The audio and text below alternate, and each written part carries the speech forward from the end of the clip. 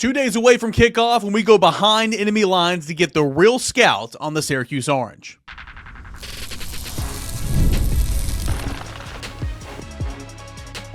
You are Locked On Vols, your daily podcast on the Tennessee Volunteers. Part of the Locked On Podcast Network, your team every day. What is up, everybody? Happy Thursday and welcome into it, your Thursday morning Locked On Vols. I'm your host, Larry Cain, a member of the VolQuest.com team covering Tennessee athletics right here in town. And, of course, your host of Locked On Vols every single morning when you wake up, free and available wherever you get your podcast. We got a fun show coming up here today. Tim Leonard, ESPN Radio Syracuse, going to join the show to continue giving us a scouting report and giving us the 411 on the Syracuse Orange. That's coming up here in a matter of seconds. Throwback Thursday with Neyland Press Corps and Noah Taylor looking at the 1966 Tennessee-Syracuse Gator Bowl. It's coming up in segment number 3, and we will touch on Josh Heupel's contract extension coming up in segment number 2 on a Thursday show. Man, what a show coming up. What a week. We are nearing the end of it for game week, and it's so exciting, Tennessee and Syracuse, and doing it all right here on Locked On Vols, a part of the Locked On Podcast Network, where it is your team every single day, and of course, couldn't do any of this without you guys, the everydayers. All right, so without further ado, we'll check in with my conversation with ESPN Radio Syracuse, Tim Leonard. Tim joins us here from ESPN Radio Syracuse, and Tim, kind of what's the talk, with the callers and with the texters for your radio shows? What's the mood for the Syracuse fan base heading into the season opener with Tennessee and Atlanta? Yeah, I think the hype is at an all-time high, Eric. Great to be on with you. I think, obviously, from a Syracuse perspective, this is not your typical opener. This might be more normal for Tennessee and big-time college football, but this is the type of stuff that Fran Brown is trying to bring to this program that was kind of dormant for several years. And, of course, they're coming off their best season in a long time and a 10-win season that had all kinds of buzz. So despite Syracuse losing a ton from that roster, and there's a decent amount of mystery, like there probably is with the Tennessee offense as well, I guess, for your fan base, I think everyone's still jacked up because to this point, Fran Brown, what he has said has come true. And that doesn't usually happen with first-year head coaches. So it's hard to doubt the guy. He obviously makes you want to run through a brick wall for the fan base, and the culture that he has built in short order here has really gotten everyone fired up. So naturally, I think the Syracuse fan base is a little more confident than maybe even they should be, knowing that this is an SEC team on the other side that has a great defense. But it will be fascinating to see how Syracuse stacks up after such a great season last year. Go into detail, if you don't mind, about the confidence from the fan base. I mean, what are they saying, or I guess what's the general thought? Do they think it's going to be a blowout? Do they think they're going to win a close one? What's the synopsis there? Well, I will say I put out a poll yesterday on our account Q Sports Talk and just sort of threw it out there. What's your gut feel right now? I think we were 4 days out at that point from the game. And I put, Syracuse to win by 10 or more, Tennessee to win by 10 or more, Syracuse to win close, Tennessee to win close. And I think about 50% said Syracuse will win the game close. Now, I know a lot of your fan base is going to scoff at that, and we should note that it's on qsportstalk.com, so a lot of people are going to just vote what their heart is on that, of course. But, I think the fan base is confident to an extent. I think they understand that this schedule and this undertaking this season is daunting for Syracuse. I think in general, if they were to make a bowl game and go 6-6, that would still keep the momentum for Fran Brown, which I know to a Tennessee fan, they might look at the Syracuse schedule and think this is just another season. This is light work, actually, compared to how tough the SEC is. And it's been funny for me to hear some of the comments this week that the Tennessee fan base feels like they got a pretty good draw with the SEC schedule, which I think is true. It's just when I go look at it from a Syracuse perspective, I'm like, Florida, Georgia, Alabama. If that's a good draw, then, it's a whole different world where we're coming from, obviously. So from an ACC perspective, the schedule is very tough for Syracuse, and I think that has tempered expectations on what the win-loss record will be. But there's also been nothing to this point, like I said, that Fran Brown has done that has given the fan base reason to not trust him. And yeah, they had a couple bad games last year, and it wasn't a perfect season. But for the most part, he came in, he promised that he was going to get the program back. He added great pieces out of the transfer portal. They definitely have more talent I think the question mark with this year's roster is there enough experience to actually be competitive week one against a Tennessee team that obviously brings back a lot on defense. So I could just be seeing the section of the fan base that is, the people that are really excited. But I do think Fran Brown has built a lot of optimism, and you can't really blame a fan right now if they're excited. Everyone should be excited when it's going into week one. There's nothing to prove you from all your grand theories that it's going to be a great season.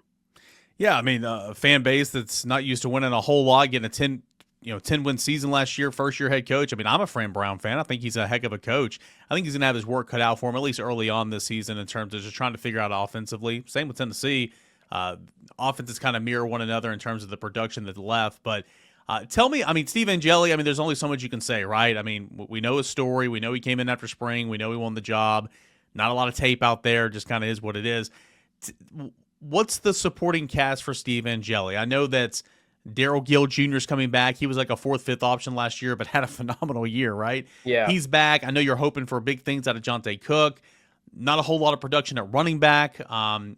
4 to 5 transfers starting on the offensive line. You lost, again, your best receiver in spring. You lost an NFL tight end. I mean, again, what is the supporting cast offensively looking like right now to help Angeli in this one? Yeah, I'm glad you brought that up because I want to make it clear. I'm objective about this matchup, and I think Syracuse, it's going to be a tall order for them to be competitive against Tennessee.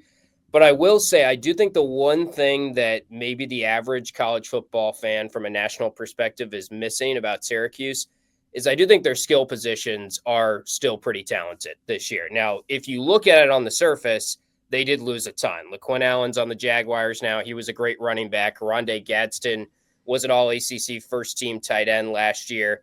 They lost a lot of their top pass catchers. You mentioned Trevor Pena went to Penn State.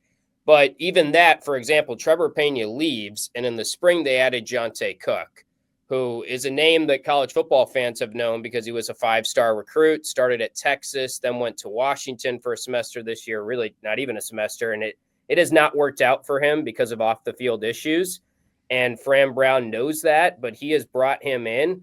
And the reports in camp are that Jonte Cook has done everything right to this point. He's really matured off the field. And I think, honestly, my take on it is Jonte Cook might be even better than Trevor Pena was in that slot receiver position last year.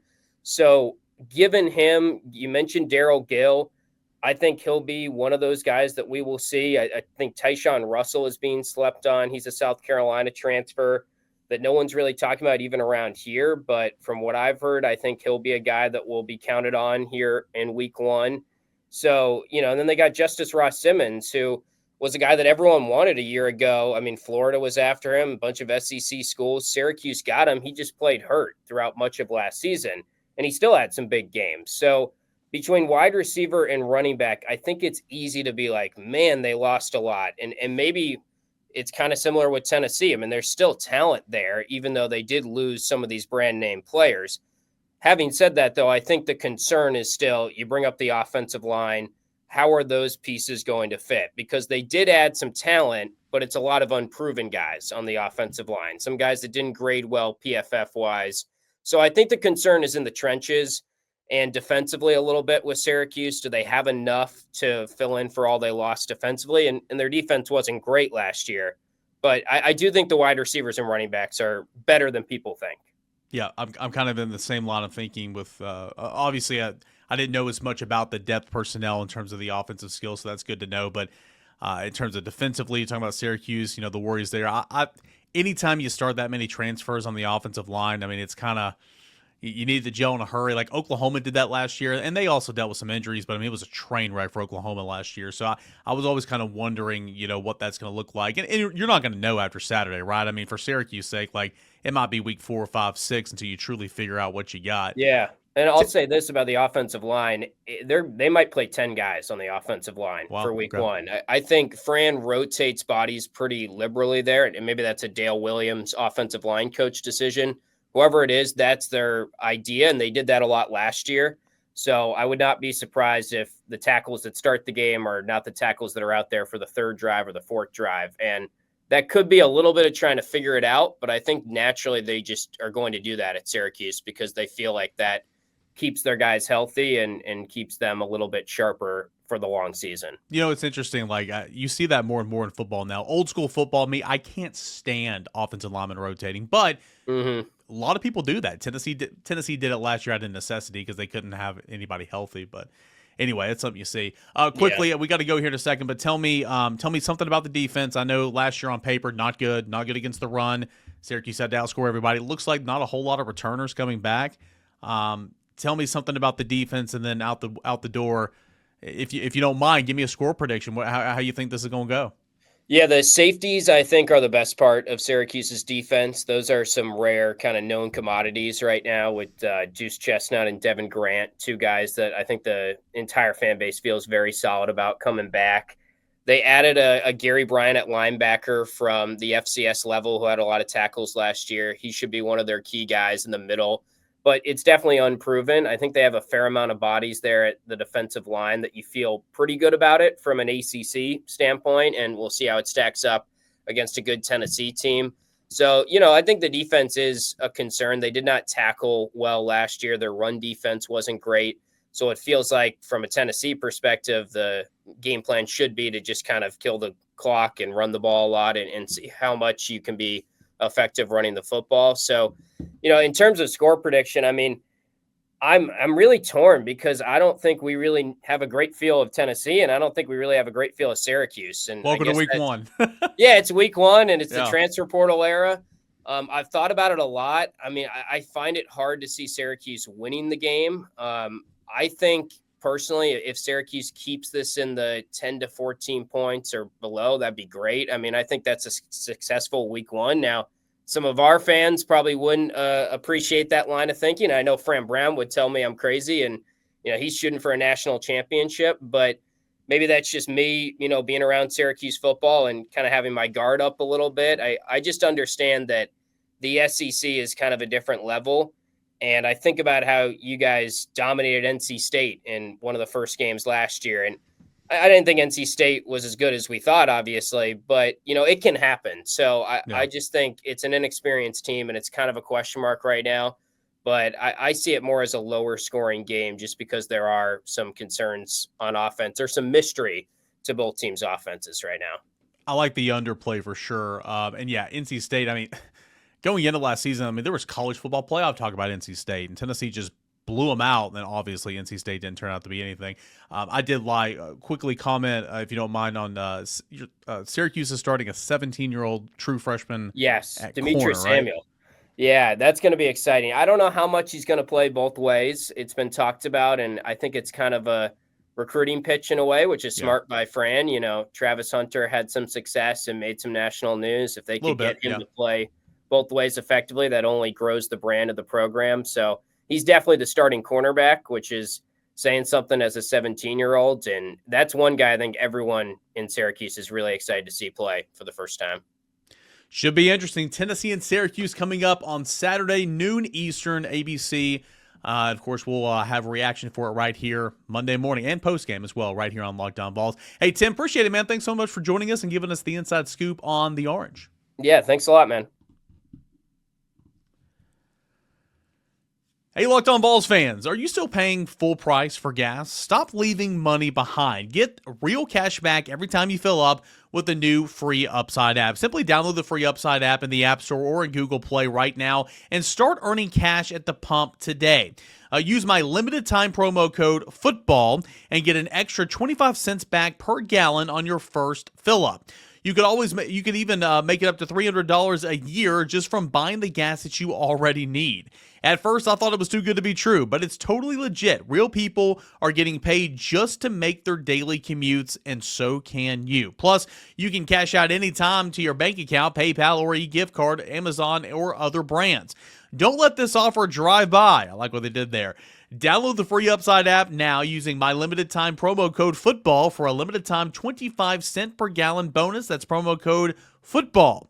Offers vary by user and location. Go to upside.com for terms and conditions. So big shout out to Upside and a big shout out here to SupplyHouse. When the opening whistle blows on a new repair, get your crew moving forward with SupplyHouse. Order today and see parts on your doorstep tomorrow. Over 280,000 plumbing, HVAC, and electrical items from the most trusted brands in the business. Their real-time inventory and honesty lead times keep you from punting on projects, while their industry-leading customer service always has your blind side covered. Need parts fast for a project? SupplyHouse has the next day delivery. Talk with the game changer. A part-time finder tools and 3D schematics can save you hours on jobs where their detail matters. Plus, their Trademaster perks like priority shipping and dedicated support make the whole process that much smoother. Join the free Trademaster program today and score serious perks like priority shipping, lower prices, and a dedicated support line. Visit SupplyHouse.com to sign up for free and use the promo code SHCollege5 for 5% off your first order. That is SupplyHouse.com, promo code SHCollege5 for SupplyHouse.com. That is real people. That is real time service. All right, guys, we got kind of a bridge segment here. That was some good stuff there from Tim Leonard, ESPN Syracuse Radio. Really, really good stuff. Again, giving us more perspective on Syracuse. So had that little bridge segment here going into our Throwback Thursday segment with Noah Taylor, Neyland Press Corps. Awesome job breaking down Tennessee and Syracuse. First ever meeting, 1966 in the Gator Bowl. You don't want to miss that hit. That's coming up next year on Locked On Vols. But did want to make mention, I know this happened, I guess it was Tuesday early evening, okay? It was Josh Heupel. It was announced getting a 1-year extension through 2030. No raise, but the extension tacks on 1 more year through January of 2030. So, it's not that big of a deal, to be honest with you, but typically when you reach a milestone, typically when you have a good season or you win a big-time playoff game or bowl game or you reach the CFP, you get rewarded by something in terms of a contract. And though this comes with no raise, he got a huge bump in raise a couple years ago after the 2022 campaign where he went from, I want to say, $4.2 million to $9 million. Okay, so he's making $9 million right now. Though this comes with no raise, it does tack on another year of a contract. And again, it used to mean more. Like nowadays, if you went out of your contract, okay, people are going to buy you out of your contract. They're going to pay for that. If you want to leave, you're going to have people cover that separation pay. If boosters want you gone, they're going to find a way to buy that, to take out that buyout. But again, nowadays, though, and it'll be interesting to see if programs hold on to coaches longer. Every cent counts. Every dollar counts. NIL era, rev share era. You got to be funding these players in terms of rev share. So I am intrigued to see how rev share affects coaches in terms of programs, if they're going to be more inclined to hold on and try to squeeze everything they can out of said coach before making the decision. But I mean, obviously Tennessee's not, or Josh Heupel's in no way, shape, or form in jeopardy of losing his job. But he reached the CFP last year. You get rewarded with another year on your contract. And one of the big things that came in this contract extension was it came with some plans for planes in his personal use. I'm sure there's little caveats in all contracts like this, but I thought this was kind of interesting looking over at Brent Hubbs' report over at ballquest.com. His new deal now has 30 hours of personal use within the continental United States in terms of the use of planes. So I thought that was kind of interesting. But again, no raise for this extension. He's making $9 million a year. Now the buyout of Heupel with the university, that was also amended with this deal. If Heupel were terminated before December 15th, 2025, then the university would owe the head coach the full amount remaining on his contract. That drops to 75% after December 15th, 2025, and before December 15th, 2027. If Heupel were to leave before December 15th, 2025, he would owe the university $8 million. The buyout number drops by $2 million a year the following 2 years. So a little bit on the buyout and the separation pay if once this deal was finalized and amended a couple of days ago. Yeah, I think Josh Heupel obviously has done a phenomenal job here at Tennessee. I'm surprised that it takes so long at Tennessee to get contracts announced. I mean, 1-year contract extension for Josh Heupel. That happened earlier this week, but I mean, all those offensive coaches are on expiring deals. So when are those guys going to be announced, right? I mean, Willie Martinez is taken care of. Tim Banks got his done. William Inge was hired just, here recently, so he's working still. Chop just got a new deal because he was promoted. Rodney Garner, I'm not sure. But I'm pretty sure those offensive coaches are all on expiring deals. So obviously you're not cleaning house, but like, why haven't those deals been announced? I don't know. It's interesting the timing of all this at the University of Tennessee, in my opinion. Josh Heupel was quoted in a university press release the other day when this was announced. It said, "I greatly appreciate the support of Danny White, President Boyd, and Chancellor Plowman. During an era of change in our sport, their leadership and commitment to helping us build a championship football program is strong. We took over a program in 2021 during a turbulent time. We quickly built a resilient, player-driven culture and have enjoyed great success on and off the field, but there is still much left to do. I'm excited about the future of Tennessee football. I can't wait to run through the Power T once again with Vol Nation proudly supporting us," end quote. Danny White was quoted in saying, quote, "The revival of our football program under Josh's leadership has made everyone in Big Orange Country proud to be a Vol. Josh has brought Tennessee football back to its rightful place among the nation's elite programs, and he and his staff have fostered a positive culture within our team. Our commitment to supporting Josh and his staff remains strong and unwavering." So, Josh Heupel gets a 1-year contract extension through January of 2030. No raise, but he is making $9 million a year. Got that big bump a couple of years ago. This is technically the third contract extension for Josh Heupel. Everybody's on a year-to-year thing, right? Like, coach will find a way to leave if he wants to leave. University will find a way to get somebody new if they want to get somebody new. So, like, it makes it more difficult, and that's kind of the significance of what this is. So, anyway, I thought that I would touch on that before we head into our Throwback Thursday segment with Noah Taylor, Neyland Press Corps. That is coming up next right here on Locked On Vols. College football is back, and I couldn't be more excited. The tailgates, the rivalries, the energy in the stands, there's just nothing like it. But let's be real. Actually getting tickets can feel like more of a battle than the game itself. Endless queues and hidden fees and prices jumping at checkout. That's why I trust and that's why I use the Gametime app. It's an app that gives the advantage back to the fans. It's the easiest way to score last-minute tickets on the best prices with no surprise fees. When you see what you see is what you pay.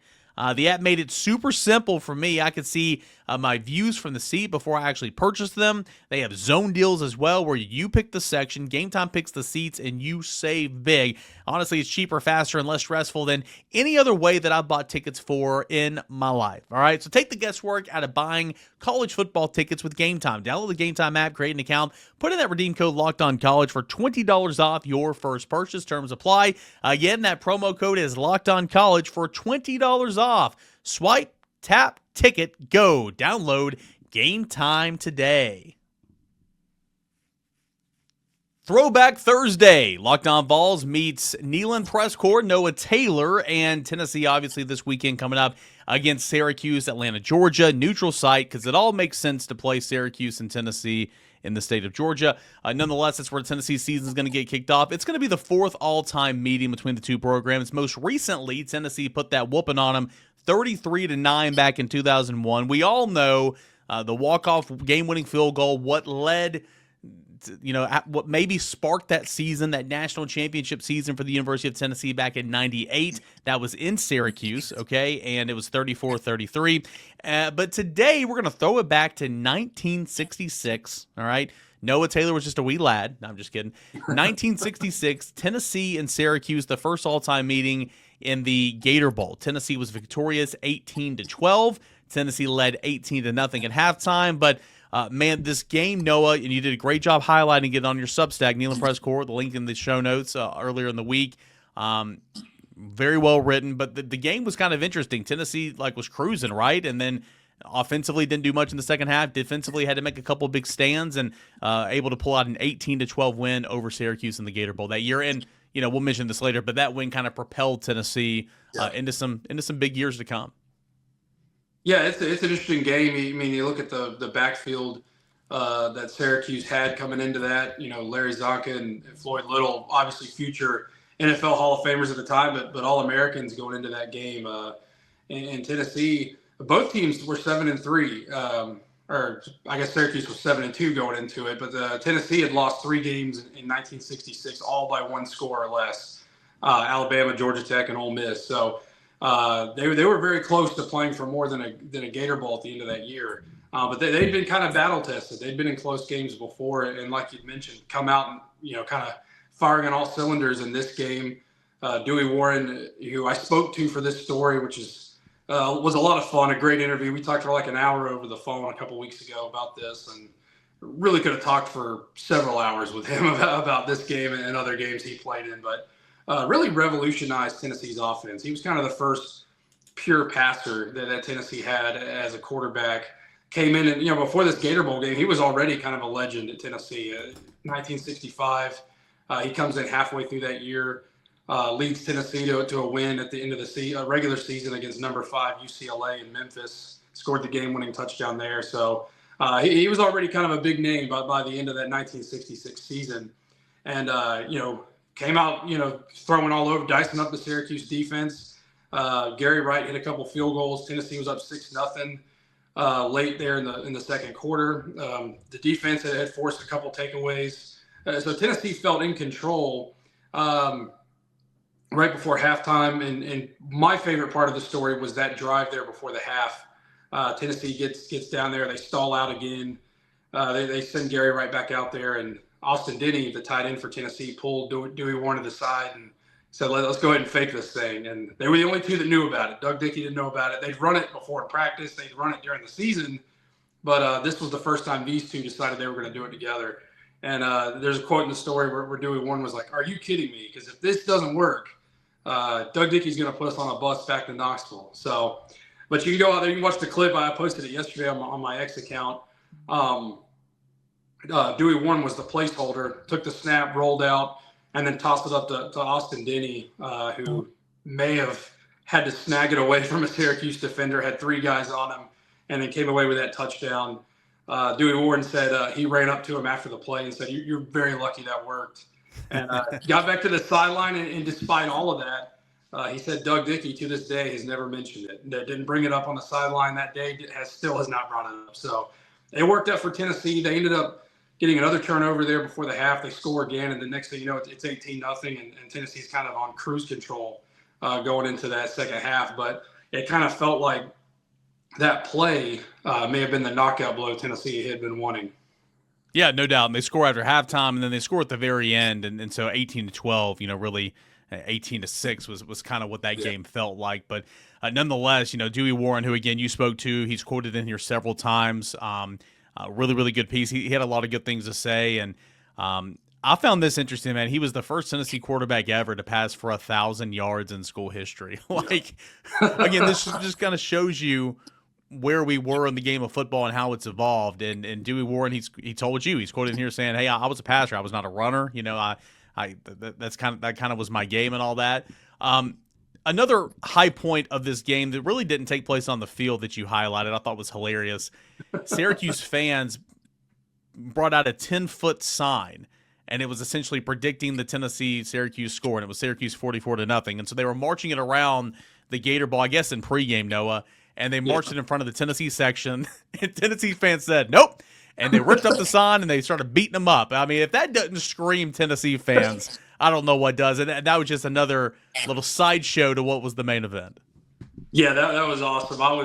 When I came across, going through the newspaper archives, and I saw that photo with those guys kind of stomping on the sign and everything, and reading the caption that police had to run in and break that up. I thought that this has got to be included somehow. And you're right. I mean, that's Tennessee fans in a nutshell. Not much has changed, and I think I wrote in the story that Tennessee was winning on the field and in the stands. So I think that those guys will be proud of this fan base today, even now. But we'll see what happens Saturday in Atlanta. I don't know if any Syracuse fans will be marching around Mercedes-Benz Stadium like that, but we'll see.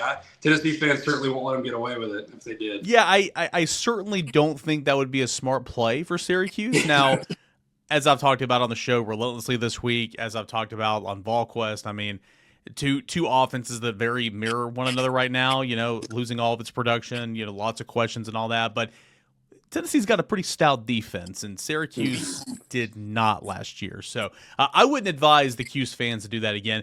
Noah, tell me another highlight of this football game, the All-American lick. Yeah, that was a big one. In fact, when I I think the first question to Dewey Warren a couple weeks ago, and the first thing he mentioned was Paul Newhoff, Tennessee's linebacker, hitting Larry Csonka late in the fourth quarter. It was Syracuse's final drive. NFL Hall of Famer Larry Csonka, by the way. Yeah, Hall of Famer, go on to have a ton of success with the Miami Dolphins. And a big bruising back. I mean, that Syracuse backfield had a field day in this game against Tennessee. They played really, really well. In fact, Floyd Little was the MVP alongside Dewey Warren. So if that tells you something, that the losing team had an MVP as well. They ran all over Tennessee's defense. The difference was Tennessee's defense made enough stops to win the game. But late in that fourth quarter, Larry Csonka kind of had a hole open up for a minute and tried to jump, kind of into it. Looked like a wide open path to the end zone. And Paul Newhoff just came and met him there in the hole and just popped him. And Dewey Warren said you could hear it from a mile away. It echoed in that stadium. Doug Dickey, after the game, had told reporters it was an All-American lick by an All-American player. So I thought that was a great quote. And just to play that, obviously Dewey Warren, he's 80 years old now, and to talk about that in such detail, I mean, it was a big deal. And I think I wrote in the story that it was kind of a statement for Tennessee's defense to come up and meet him head on, an All-American player like Larry Csonka, and drive him into the dirt. And again, Syracuse scored the next play, but with about 30 seconds left or so, it was kind of a pointless touchdown. You touched on it a minute ago, really an 18-6 game, but Syracuse did score there at the end to make it interesting. But it certainly could have been different. There were a ton of stops like that for Tennessee's defense in this game, and really, I think what made it such an interesting story was their ability to kind of bend but don't break, and they certainly fit that definition in that game. Times were simple back then, right? And I say that rolling my eyes. Times were pretty tough. There were their own challenges, right? But I mean, just look at these guys out there on the old gridiron, just having fun. I mean, look at the helmets. I know you have one of those helmets behind your head right now. Actually, it's one of your Twitter photos there from this interview. But I mean, look at that picture. Look how much fun they're having. And also look how few there are on the team, man. I mean, you have 85 on scholarship, 110 on the team. You're about to go up to 105 on scholarship. I mean, I'm not going to count them, but I mean, there's probably maybe 30 guys right there. Yeah, it's not a lot. I mean, I love that photo too. I got to credit Bud Ford at the Tennessee athletics department, sent me a lot of great photos for this story specifically, and you can you see them here on the screen, and obviously if you click on the story, there's some great pictures in there, and this was one of my favorites. This was bowl prep for the guys, and you think of those times maybe being a little bit different in terms of guys not being allowed to have fun and get excited, but they certainly look like it there ahead of a big bowl trip. But and Doug Dickey, that was his third season as Tennessee's head coach, and a guy that and Dewey Warren told me about this. I mean, it was like being in the Marines, for them when Doug Dickey arrived. Section X, the old section Neyland Stadium, where they used to, I believe, was where the JROTC or Armory was at in the stadium. It no longer exists now, but that's where the team used to train with Doug Dickey. They said when he first got there, it was pretty brutal. So when you see a picture like that, I guess they were allowed to have some fun too. So they looked pretty relaxed, and they probably needed that late in the game where they needed to hold Syracuse off. Yeah, no doubt. Last thing I want to highlight here from your story, and again, if you're watching on YouTube, you're seeing these pictures. And again, he's crediting Tennessee athletics for the pictures. Also, you don't see this after bowl games anymore, right? You play your game, you go home. I mean, it looks like they had a dadgum banquet, right? I mean, these guys, MVPs, of course, Dewey Warren and Floyd Little for Syracuse, the Gator Bowl MVPs. I guess it's a participation trophy in some respect that the loser gets an MVP as well. But I mean, it looks like they're at a banquet right now, suit and tie. I mean, that's pretty cool. Again, you don't see. I mean, so many times it's like, oh, well, going to a bowl game. Well, if it's not the CFP, who cares? Or if it's not a New Year's Six, who cares? But I mean, it was truly an event back in the day, and it was something that, I mean, you always try to win the game. Don't get me wrong, but I mean, it was a thing, and you took it seriously, and you celebrated if you won, like these guys are. Yeah, it was a big deal, especially for Tennessee at that time, because there had been a bowl drought. They played in the Gator Bowl, ironically, in 1959 when Bowden White was head coach. They beat Bear Bryant's Texas A&M team. And then they didn't go to a bowl game again until 1965, which would have been Dickey's second season. They beat Tulsa in the Blue Bonnet Bowl. So this was only Tennessee's second bowl game in a pretty long stretch. So, yeah, it was a big deal to get there and to play a team like Syracuse, that they knew a lot about coming in. There'd been a lot of talk about how good Floyd Little and Larry Csonka were. So I think maybe, and it was funny. I didn't mention this in the story, but going back through the archives, there were a lot of quotes in there from Syracuse players that were pretty interesting about, we were the better team. We just made too many mistakes. Tennessee's good, but if we played them again and we had a little more extra time to practice, we would have beat them. So didn't get I wish I could have got some Tennessee players' takes on what those quotes were, but it was pretty funny to see that kind of stuff. Now Twitter would be probably broken if a team you can imagine if Tennessee had said that after that Ohio State game or something. It'd be pretty crazy on there if that happened today. A lot of good stuff here from Noah Taylor, again highlighting the first ever meeting for Tennessee and Syracuse, the 1966 Gator Bowl. It was a good one. It had a lot of fun moments, a fake field goal that nobody but two people knew that was happening on the field. The head coach has still not brought it up to this day. You had the lick of a lifetime, essentially, by an All-American linebacker. Had a whole lot in this game, so go check it out. Give it a read. Neyland Press Corps. Noah Taylor puts out a new story typically every Monday, and this week, again, Tennessee-Syracuse this Saturday, highlighting the first ever meeting between the Volunteers and the Orange of Syracuse. Great stuff as always there from Noah Taylor, Neyland Press Corps, talking about the 1966 Gator Bowl, Tennessee and Syracuse first ever meeting. Man, fun show today. Appreciate both our guests who hopped on, talked a lot of Syracuse, talked a lot of Tennessee. We'll continue this conversation for our last show prior to kickoff. Boogie Bentley's going to join us on a Friday morning show. I'll have my keys to victory for the Volunteers. All that and more is coming up next on a Friday morning Locked On Vols. Tell your friends, tell your family members, this is the Tennessee Podcast, the Tennessee show for them. Weekday mornings when you wake up, free and available anywhere you find your podcast. Can't thank you every day is enough. Same time, same place. We'll do it again tomorrow, everybody. This is Locked On Vols.